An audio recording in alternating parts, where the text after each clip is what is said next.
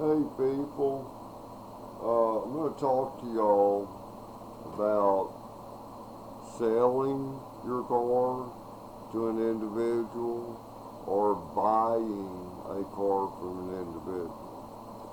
I do this randomly, I'm a cash buyer. I buy cars that are of interest to me and how to properly buy from an individual. Where you're going to run into a lot of shit trouble like I keep running into. I found that Facebook Market has the best deals in the world. If you're looking to buy a used vehicle, you just have to keep scrolling down till you find the type vehicle that you're looking for. I like American vehicles. I'm not into foreign cars, and I like big cars. Cadillacs, Lincolns, Super Crew Cab trucks, preferably Ford, is the ones that I like. That's the stuff that I like. And right now, what I'm looking for is a 1980 to 89 Lincoln Town Car. Those cars, they all looked alike from 80 to 89, except they changed the tail lights in 1985 on the Lincoln Town Car, but the front of the car, they all look the same. The front fenders are the sweep up fenders. Yeah, I'm going to make a video about these cats too. I think my next video. But, which is a good video. Every time I make a video, they run across my desk, they knock my camera off. I think they feel like maybe I'm talking to them, maybe. I don't know, but I think of them as my kids. It's a boy panther cat and a girl panther cat. They've been with me about a year and 3 months. Yeah, their mother was killed by 3 large dogs. I'm still very pissed about that, dude. But anyway, where was that?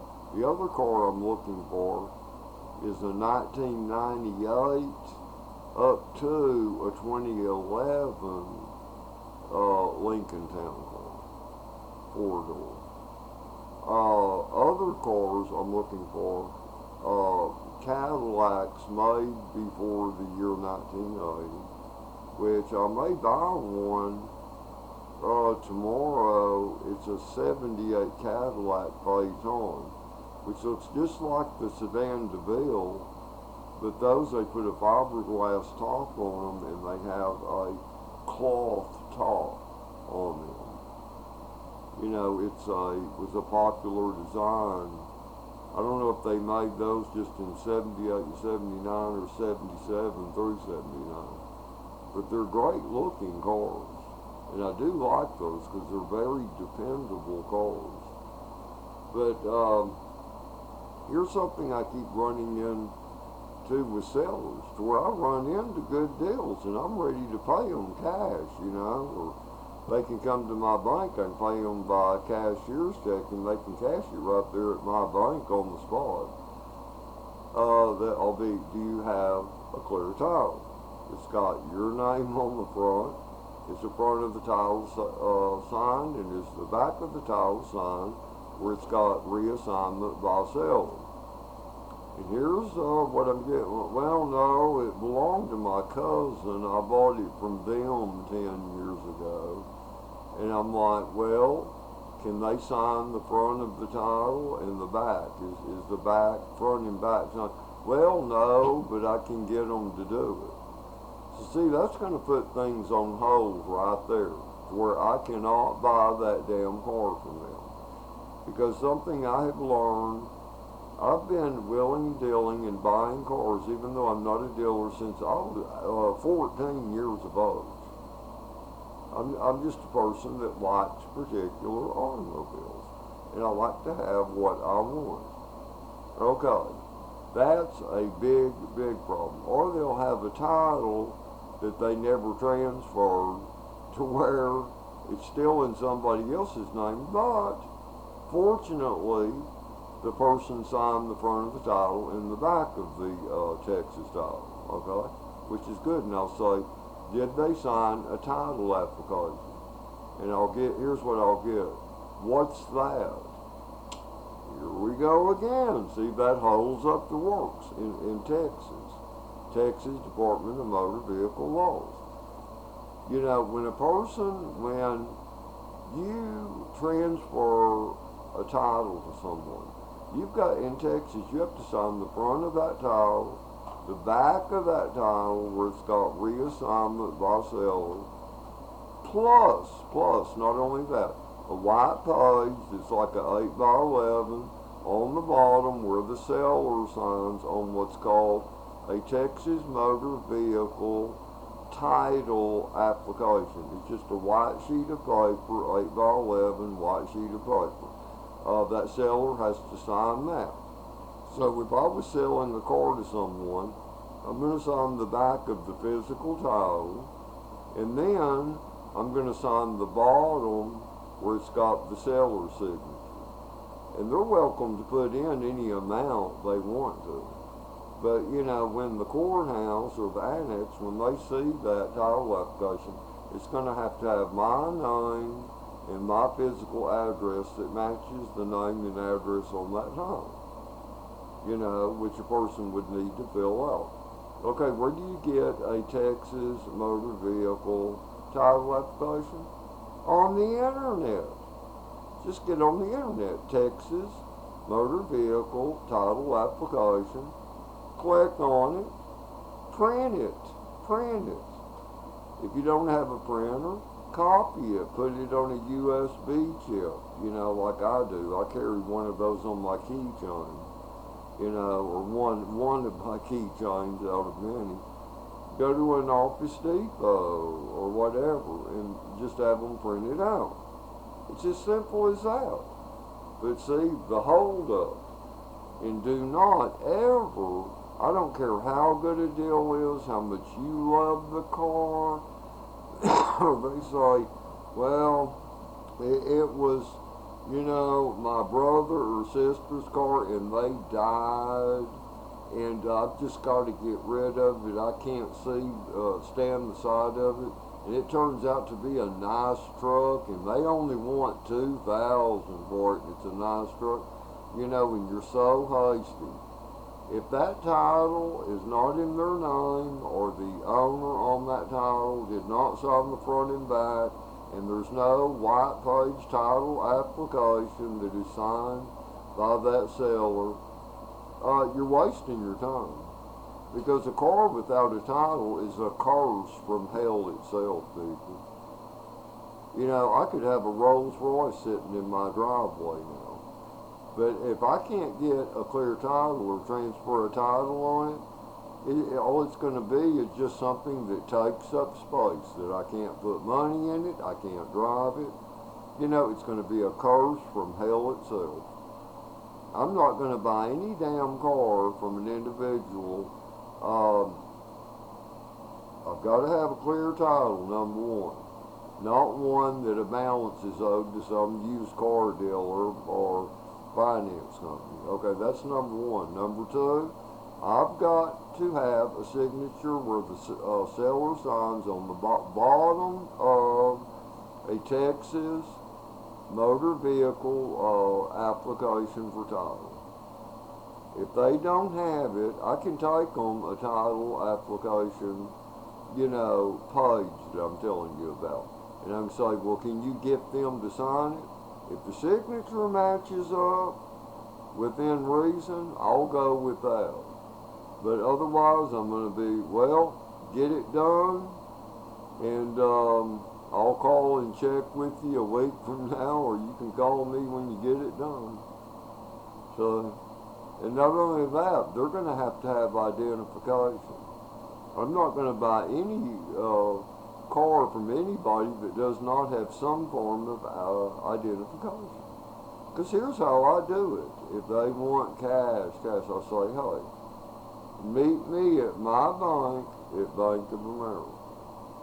And I will buy a cashier's check for that money amount of cash you want.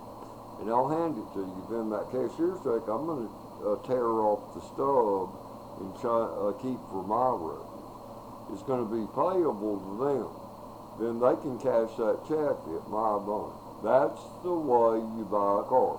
Don't ever, like the 78 Cadillac Phaeton, I might buy later today or tomorrow.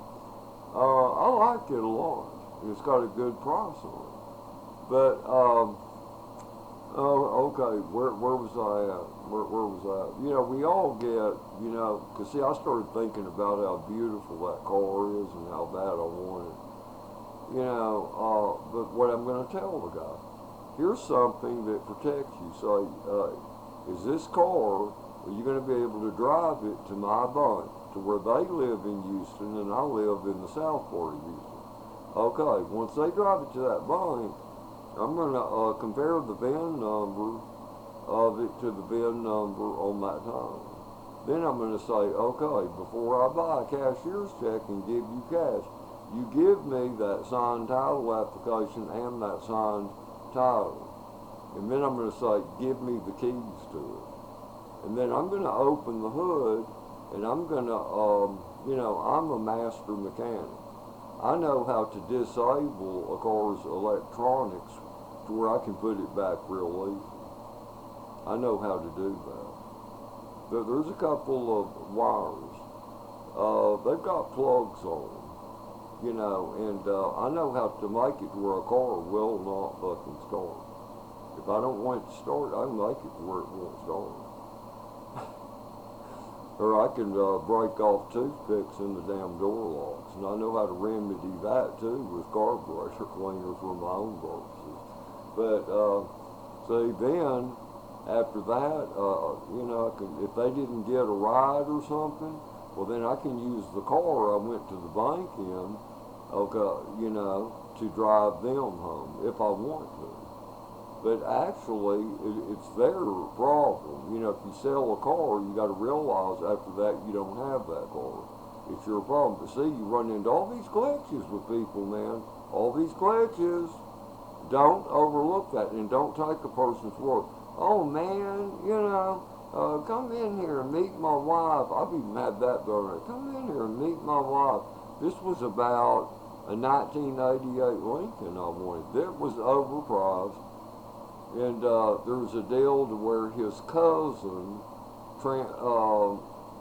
gave him the title, that he never signed the back of even the title and the car some 4 years ago. And he's like, oh man, you can trust me, I'll take care of that. Bullshit. You take care of it before you hand them the money for that vehicle.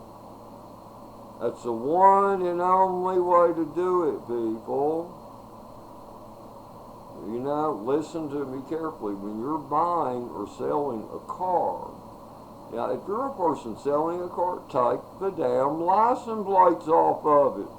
Because sure, with that title, you keep a copy of that title you signed over and that title application.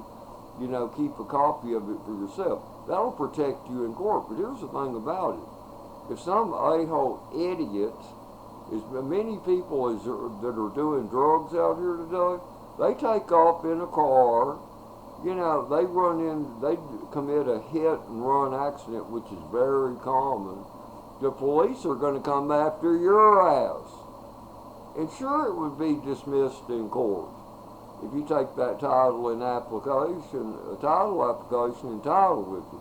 But then you're going to have to go through the process of going to jail, having to bond out of jail. So you say it's only protective documents that are going to be useful once you get in court after you've been in jail and paid some bond company. You follow me? Take the license plates off. And then there's another thing you do. The last car I sold, well, it was a 2013 Ford extended cab pickup. And then before that, a 1960 Cadillac that I had since the year 2000. Oh, God. I took the license plates off both those. Then I got on the internet. In whatever state you're living in, I live in Texas, and I type in Texas DMV, and then type in no longer own a car. Okay, online, you put in your name and your address and the VIN number of that car, and then it has to where you click check boxes. I no longer own this car as of this date. See, that protects you. It keeps stupid cops from coming to your front door. You see? Because even without the plates on the car, if someone runs over a pedestrian and kills them, they're gonna, if there's no plates on the car, they're gonna focus on the VIN number on that car, and then it's gonna redirect back to you. You see? Don't take that chance. So take the plates off. Then after the buyer takes the car, then get on Department of Motor Vehicles website on the internet and put it in that car, you no longer own that car, that you sold it. To where you can put in the time and the date. That's for protection. And it's free. It's free. It's not complicated. But sellers out there and buyers, you got to have a clear title, number one. This is speaking of individual car buyers and car sellers. You've got to have a clear title, the front sign and the back sign by the seller, plus a title application that must be signed by the seller. Okay? You've got to do that. If you can't get them to do that, well then say goodbye to that car you wanted. Say goodbye to it. No proper title transfer arrangement or documents, no deal. No deal. I don't care what it is. No deal. That's the way it works. A person can offer me anything. They can say, man, I've got this Corvette on me, 2 years old. Hey, friend, do you have $400? It's yours. No. I'm going to say, no, I don't want it. Because see the liabilities. Okay?